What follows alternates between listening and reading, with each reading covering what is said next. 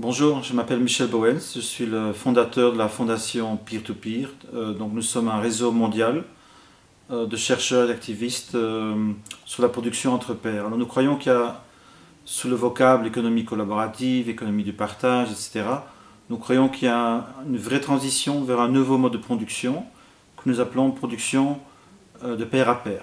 Alors de quoi s'agit-il? Donc il s'agit d'une mode de création et diffusion de valeur où des contributeurs peuvent contribuer à un commun ouvert. Donc il y a au prime abord une communauté de contributeurs qui sont payés ou pas, qui contribuent à la connaissance ouverte, un commun de connaissance ouverte, un commun de logiciels libres ou un commun de design partagé. Puisque c'est basé sur une contribution libre, les processus sont participatifs. Et ce processus crée un commun, donc c'est-à-dire que le produit de cette collaboration est mis en commun, n'est pas privatisé. Aujourd'hui, aux États-Unis, une étude récente a montré qu'un sixième du produit national brut est une économie qui tourne autour de cette économie collaborative, autour de ces ressources partagées. Alors ça peut paraître paradoxal, je vais peut-être expliquer en deux mots. Donc le commun est abondant, il est numérique, il peut être copié à coût marginal, mais tout autour de ce commun se crée une économie dynamique de services de valeur ajoutée. Pensez par exemple à l'économie de IBM qui produit de la valeur ajoutée par rapport à Linux. Donc toute cette économie-là est en train d'émerger sous différentes formes. Donc il y a d'un côté une mutualisation de la connaissance, des communs immatériels, mais il y a aussi de plus en plus une mutualisation des infrastructures physiques, des infrastructures de coopération. Alors il y a une réalité institutionnelle particulière qui est en train d'émerger autour de cette production. Elle est plus ou moins la suivante. Vous avez dans le cœur de ce système une communauté productive. Vous avez autour de cette communauté une coalition entrepreneuriale qui crée de la valeur ajoutée par rapport au commun. Et vous avez un nouveau type d'institutions on appelle ça en anglais les For Benefit Foundations, donc des associations à but non lucratif, mais qui sont assez différentes des ONG classiques. C'est-à-dire, ils ne commandent pas la production, mais ils la rendent possible. Donc, ils investissent dans l'infrastructure de coopération. Pensez à la Linux Foundation pour Linux, à la Wikimedia Foundation pour Wikipédia, par exemple. Et ces développements doivent être vus en relation avec des développements dans les moyens de production physique. Pensez aux imprimantes 3D, pensez au financement participatif, aux prêts de personne à personne. Donc il y a vraiment une distribution des moyens de production à tous les niveaux. C'est donc pourquoi des gens comme Jeremy Rifkin, Yochai Benkler et moi-même, nous croyons qu'il y a vraiment là un changement assez fondamental qui est en train d'émerger.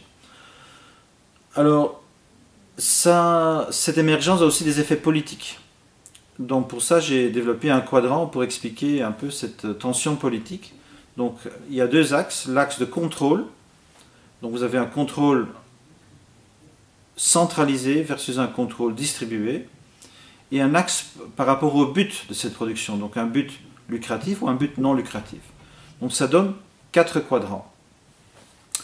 Le premier quadrant, c'est le quadrant du contrôle centralisé de la dynamique pair à pair. Ça a l'air contradictoire, mais pensez par exemple au modèle Facebook, vous avez donc le contact avec l'utilisateur, c'est vraiment une dynamique peer-to-peer.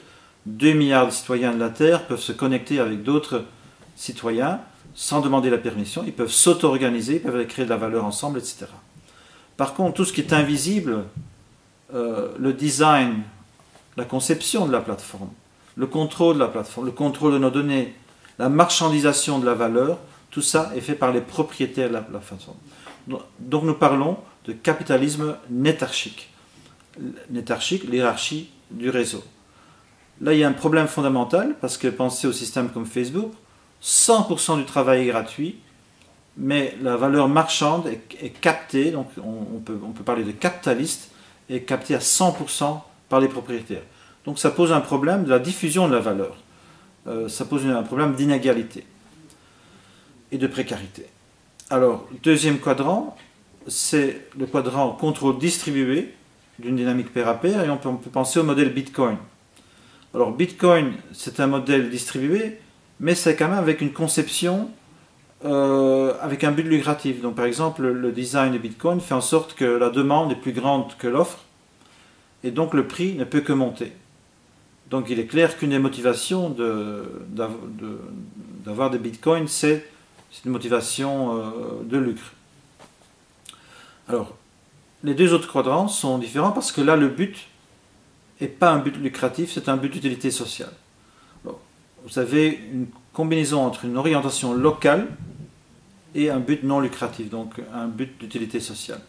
Donc là, il y a une vraie révolution qui est en train de se faire, une sorte de relocalisation de la production. Il y a des millions de personnes qui sont en train de repenser les circuits de production d'alimentation, de textiles, d'énergie, etc. Par exemple, vous avez l'énergie renouvelable en Allemagne qui est aujourd'hui le fait de coopératives de citoyens en grande majorité. Et un quatrième cadran qui concerne les communs globaux. Alors je vais vous donner un petit exemple, le modèle de Wikispeed, une trentaine de voitures open source qui existent aujourd'hui. Il y a une communauté mondiale de concepteurs, donc là vous avez une mondialisation du travail intellectuel et de conception. Vous avez une production locale dans des microfabriques, donc le but est de relocaliser la production. Ce qui manque encore, c'est une organisation, je dirais, physique et organisationnelle au niveau planétaire. Et un de mes arguments, c'est justement qu'on a besoin de créer des coalitions entrepreneuriales éthiques autour de ces communs, pour éviter justement cette captation de la valeur unilatérale. Alors, dernier point, c'est qu'on peut voir dans cette émergence de ce mode de production aussi un modèle de société, un modèle de politique, un modèle économique. Donc je vous rappelle la structure microéconomique, communauté, coalition entrepreneuriale et fondation pour l'utilité sociale. Alors si on prend une vision macro, qu'est-ce qu'on voit? On voit que la société civile est devenue productive, elle produit des communs. On voit qu'on a besoin d'une coalition entrepreneuriale qui soit éthique, donc qui sait travailler avec les communs sans les détruire.